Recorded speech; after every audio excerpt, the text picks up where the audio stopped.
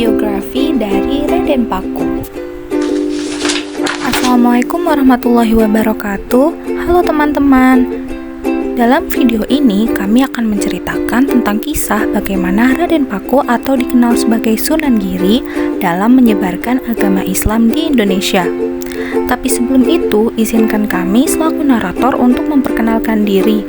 Saya Nabila Aryan Kamila, nomor absen 22. Nama saya Nasa Salsabila Zarif, nomor absen 24. Saya Nadia Adem Mulia, nomor absen 23. Biografi Raden Paku atau Sunan Giri. Sunan Giri lahir pada 1442 Masehi dengan nama Joko Samudra. Ayahnya Syekh Maulana Ishaq adalah keturunan Rasulullah SAW melalui jalur Husain, putra Sayyidah Fatimah. Sunan Giri dilahirkan dalam situasi yang kurang mendukung sebab tak lama setelah dirinya lahir, suatu penyakit mewabah di Gresik. Dianggap mendatangkan bencana. Bre Wirabumi, sang kakek, memerintahkan agar cucunya dibuang ke laut. Sedangkan sang ibu, Dewi Skardadu, adalah anak Raja Belambangan Bre Wirabumi yang merupakan putra Maharaja Hayam Wuruk, penguasa Majapahit pada 1350 sampai 1380 Masehi. Sunan Giri ditemukan oleh Nyi Ageng Pinati, seorang saudagar kaya raya di Gresik. Sunan Giri kemudian dirawat dan dibesarkan Nyi Ageng Pinati hingga berusia 7 tahun. Ketika berusia 7 tahun, Sunan Giri yang kala itu masih bernama Jaka Samudra dititipkan ke pesantren Ampel Denta yang didirikan Sunan Ampel. Nama Jaka Samudra kemudian diganti menjadi Raden Paku oleh Sunan Ampel. Di sanalah Sunan Giri belajar mengenal ilmu agama Al-Quran, hadis, fikih, dan tasawuf di bawah asuhan Sunan Ampel. Ia diberikan gelar Maulana Ainul Yakin karena kecerdasannya menyerap ilmu agama. Setelah beberapa tahun mengenyam pendidikan di pesantren, Sunan Giri berangkat ke Tanah Suci.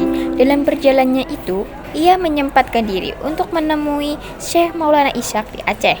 Oleh sang ayah, Sunan Giri disarankan untuk memperdalam ilmu agama dan diberi pesan untuk membangun sebuah pondok pesantren di daerah Gresik. Sebelum membangun pesantren, Sunan Giri juga sempat menjalankan usaha-usaha dagang milik ibu angkatnya. Tak hanya di wilayah Jawa, dia juga menjangkau daerah-daerah lain, salah satunya Makassar. Sunan Giri memanfaatkan kesempatan itu untuk berdakwah dan menyiarkan agama Islam lebih luas lagi. Teringat pesan sang ayah, Sunan Giri pun memutuskan untuk mendirikan pesantrennya sendiri yang diberi nama pesantren Giri Ketaton. Giri Ketaton didirikan di sebuah perbukitan di Gresik pada tahun 1487 Masehi. Seiring perkembangan Islam, Giri Ketaton tumbuh sebagai kota dan pusat pemerintahan sekaligus pusat penyebaran Islam. Sunan Giri wafat pada tahun 1505 Masehi. Ia dimakamkan di sebuah bukit di Dusun Keraton, Desa Giri, Gajah, Kecamatan Kebomas, Kabupaten Gresik, Jawa Timur. Bagaimana beliau menyebarkan Islam di Indonesia?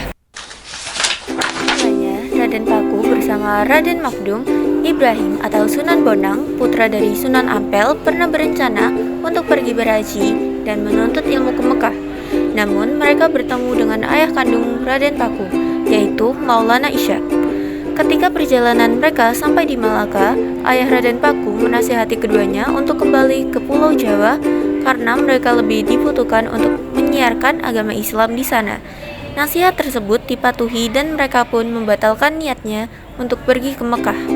Dalam perjalanan pulang ke tanah Jawa, Raden Paku dibekali segumpal tanah dan 2 orang abdi bernama Syekh Koja dan Syekh Rikis.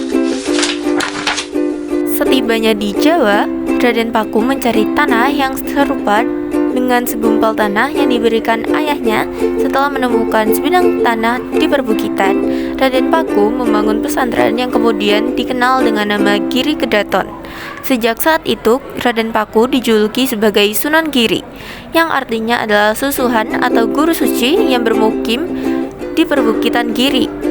Sunan Giri memanfaatkan seni pertunjukan sebagai media menyebarkan Islam melalui pendidikan yang dipertunjukkan di Giri Kraton, pesantren miliknya yang terletak di perbukitan Giri. Ia menyelipkan pedoman hidup yang diambil dari ajaran Islam melalui seni pertunjukan tersebut. Walau sudah memiliki pesantren, Sunan Giri tetap menyiarkan ajaran Islam secara tatap muka dan mendatangi masyarakat satu persatu. baru menyiarkan dakwah kepada kumpulan masyarakat setelah mereka menerima kehadirannya. Cara Sunan Giri dalam mengumpulkan masyarakat adalah dengan mengadakan pertunjukan kesenian atau acara selamatan. Dalam perkumpulan tersebut, secara tidak langsung, Sunan Giri menyelipkan ajaran Islam di dalamnya. Salah satu contohnya adalah pertunjukan wayang dengan isi cerita bernuansa Islam. Selain itu, Sunan Giri juga mengenalkan agama Islam kepada anak-anak dengan menciptakan bermacam permainan seperti celungan, jamuran, dan gendi gerit. Adapun permainan dalam bentuk lagu seperti cublok-cublok suung yang masih terkenal hingga saat ini. Itu saja yang dapat kami sampaikan. Saya perwakilan dari narator yang lain. Mohon maaf apabila terdapat perkataan yang kurang berkenan. Sekian cerita tentang Raden Paku atau Sunan Giri. Kurang lebihnya mohon dimaafkan dan terima kasih. Wassalamualaikum warahmatullahi wabarakatuh.